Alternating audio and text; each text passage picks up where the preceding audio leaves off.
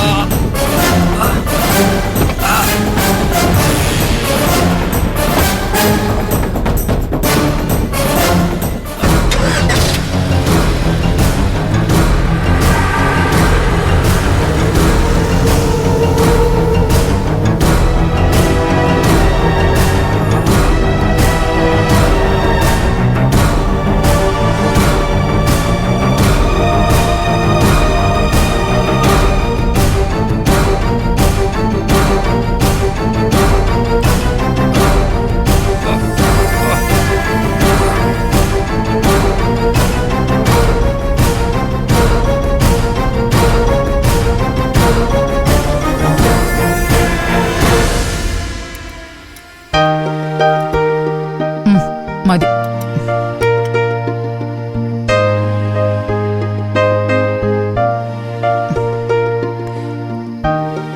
വയ്യായികയുണ്ടോ പ്രതിഭേ? പ്രതിഭയ്ക്ക് കഞ്ഞി മുറി കൊണ്ട് കൊടുക്കായിരുന്നില്ലേ സോനെ? 2-3 ദിവസം പ്രതിഭ ശരീരം അനങ്ങാതെ കിടക്കണം. ഞാൻ പറഞ്ഞതാ അമ്മേ. അപ്പൊ ഇവള് സത്യേട്ടന്റെ ഒപ്പം ഇവിടെ വന്നിരുന്ന് കഴിക്കാന്ന് പറഞ്ഞു. ഒരേ കിടപ്പ് കിടന്ന് മടുത്തു. ആഹാരം കഴിക്കാനെങ്കിലും എഴുന്നേക്കണ്ടേ? പതുക്കെ നടക്കുന്നതുകൊണ്ട് കുഴപ്പമൊന്നുമില്ല. ശരീരം വിളക്കാനോ വെയിറ്റ് എടുക്കാനോ പാടില്ലെന്നാ ഡോക്ടർ പറഞ്ഞത്. അല്ല, ശ്യാമ കഴിക്കുന്നില്ലേടി? ശ്യാമേട്ടന് ഇപ്പൊ വേണ്ടെന്ന് പറഞ്ഞു. മോളുടെ കൂടെ കിടക്കുക.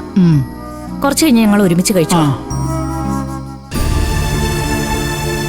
ആ സോനെ, നീ ഇന്ദ്രേട്ടനെ എടുത്തിയും കഴിക്കാൻ വിളിച്ചില്ലേ? ഞാൻ ആരെയും വിളിക്കാനൊന്നും പോയില്ല. ആഹാരം എല്ലാവർക്കും ഉണ്ടാക്കി വെച്ചിട്ടുണ്ട്. ആവശ്യമുള്ളവർ വേണമെങ്കിൽ വന്ന് കഴിക്കും. അങ്ങനെയല്ലല്ലോ സോനെ. ആഹാരം റെഡിയായി കഴിഞ്ഞാൽ എല്ലാവരും കഴിക്കാൻ വിളിക്കുന്നതല്ലേ ഇവിടുത്തെ ഒരു രീതി? ആ രീതികളൊക്കെ മാറിയില്ലേ സത്യേട്ടാ? എനിക്ക് ആരോടെങ്കിലും വെറുപ്പ് തോന്നിയ പിന്നെ എനിക്ക് അവരുടെ മുഖത്ത് നോക്കാൻ പോലും മടിയ. നീ നിന്റെ ഏട്ടനെ വെറുക്കേണ്ട കാര്യമൊന്നുമില്ല. അവനെന്ത് ചെയ്തു? അവൻ എങ്ങനെയെങ്കിലും അനുപമയെ രക്ഷിക്കാനുള്ള ആലോചനയില്ല സത്യ. ഏട്ടനെ ഞാൻ പോയി വിളിക്കാം. നീ അവിടെ ഇരിക്കടാ. അവനും അവളും ആശുപത്രി കിടന്നിട്ട് വന്നൊന്നും അല്ലല്ലോ. വിശക്കുമ്പോ വന്ന് കഴിച്ചോളൂ.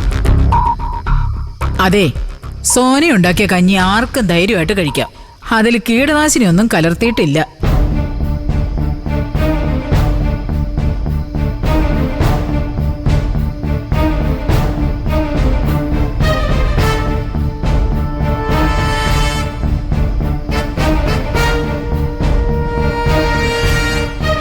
ഇന്ദ്രേട്ടാ വാ കഴിക്കാം. ഓ വേണ്ട സത്യ, നിങ്ങൾ കഴിക്കേ.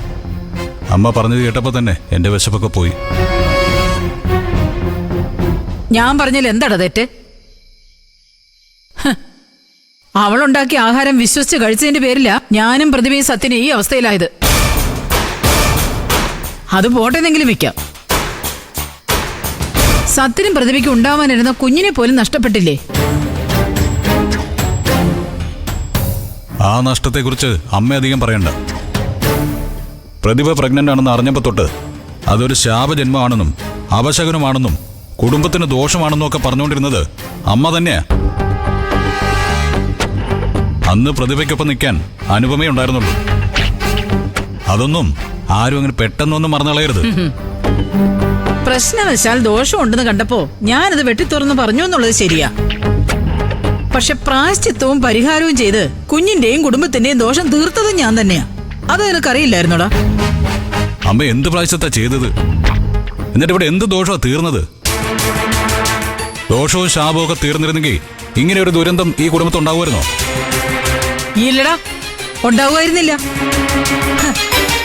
ഒരു ശാപം തീർന്നപ്പോഴേ മറ്റൊരു ശാപത്തെ നീ ഈ കുടുംബത്തിലേക്ക് കൈപിടിച്ചു കൊണ്ടുവന്നതുകൊണ്ടാ ഇതെല്ലാം ഉണ്ടായത്.